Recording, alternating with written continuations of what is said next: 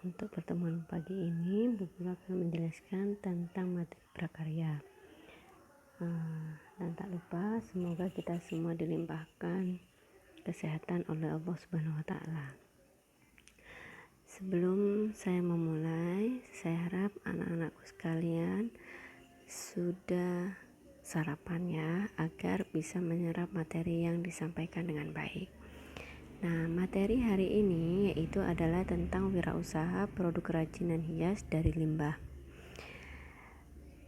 A. Kerajinan sebagai bagian dari industri kreatif, yaitu subsektor tersebut adalah arsitek, desain, fashion, dan kerajinan penerbitan dan percetakan, yaitu meliputi televisi, radio, musik, film, video, dan fotografi, periklanan, layanan komputer dan piranti lunak, pasar, barang seni, seni pertunjukan, riset dan pengembangan, dan permainan interaktif.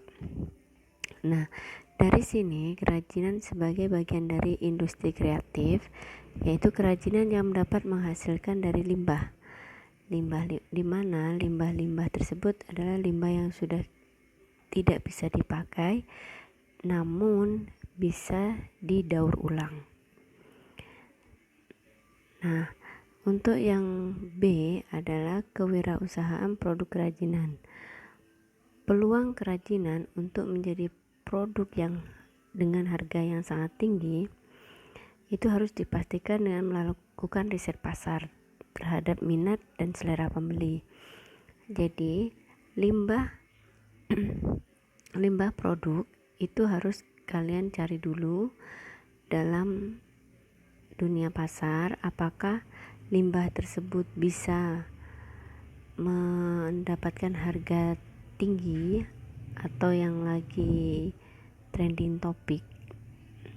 Nah, itu harus dipastikan dengan harganya dan proses pembuatannya. Sumber daya yang dikelola ya, dalam sebuah wirausaha dikenal pula dengan sebutan 6M, yakni man, money, material, machine, method, dan market. Atau man itu disebut manusia di mana adalah saat ini disebut dengan istilah manpower adalah personel atau orang-orang yang terlibat dalam wirausaha tersebut, atau orang-orang yang membuat hiasan dari sebuah limbah. Kita ambil kesimpulan, contohnya kain perca.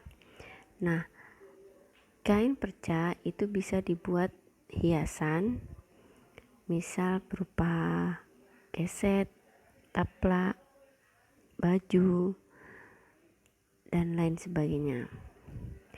Nah, itu adalah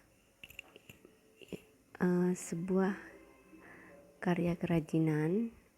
Nah, tapi di sini kita membahas tentang hiasan ya, tidak benda pakai. Kalau misalnya kain perca itu adalah benda yang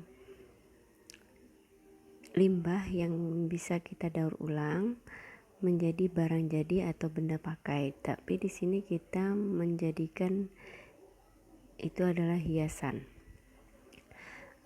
Kita ambil contoh sekarang dari tutup. Nah, tutup botol. Nah, tutup botol itu bisa kita rubah menjadi hiasan yang kira-kira itu bermanfaat dan pastinya bagus ya. Terus yang berikutnya untuk uang atau money. Nah, dapat dipahami sebagai dana yang menjadi modal usaha. Nah, agar kita mempunyai usaha itu sebelumnya kita harus mempunyai uang. Nah, tidak harus untuk mempunyai uang banyak terlebih dahulu, namun kita bisa membeli barang yang kita butuhkan. Tidak lain. Misal dari kemarin kelas 11 ya kalian kan sekarang kelas 12 ya. Nah, kemarin kita ambil kerajinan hiasan dari limbah botol minum, botol air mineral. Nah, botol air mineral itu kita ubah menjadi kursi. Nah, sebelumnya kalian membutuhkan yang namanya uang, dimana uang tersebut untuk membeli botol kalau kalian kekurangan. Nah, untuk membeli lakban untuk mengikat antar botol satu dengan botol yang lain dan sebagainya. Nah, material atau bahan, nah itu bahan kayak seperti botol, terus lakban dan lain sebagainya. Yang kedua adalah peralatan. Kemarin kita membutuhkan peralatan apa? Misal gunting ya. Terus peralatan yang kedua adalah benang, jarum dan sebagainya. Yang berikutnya adalah cara kerja. Cara kerjanya bagaimana? Nah, kalian sudah bisa memahaminya. Cara pembuatannya itu yang pertama adalah kita satukan dulu beberapa botol menjadi sebuah lingkaran kecil.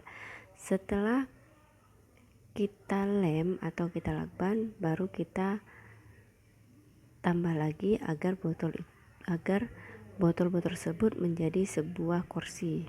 Nah, kalian bisa memahami ya. Kalau itu kan sudah dipraktekkan. Yang berikutnya adalah market. Nah, harus mencari pasarnya. Nah, untuk ini kalian harus mencari dulu di pasar apakah produk yang kalian buat itu laku ataukah tidak. Nah, bagaimana kalau misalnya di pasaran sekarang lagi trending topik apa? Nah, kalian bisa mencarinya di pasar-pasar dulu. Misalnya dari dunia Facebook. Biasanya itu banyak di Facebook, itu banyak orang yang jual. Oh, sekarang lagi trennya ini. Yang lainnya trennya ini. Misal dari tren konektor. Nah, kalau sekarang lagi trennya konektor untuk menghubungkan antara tali masker sebelah kiri dengan sebelah kanan. Nah, itu lagi booming ya. Nah, kita bisa membuat konektor tersebut dari bahan-bahan kain perca. Nah, dari kerajinan hiasan ini apakah ada pertanyaan? Nah, jika tidak ada, itu ada tugas kelompok.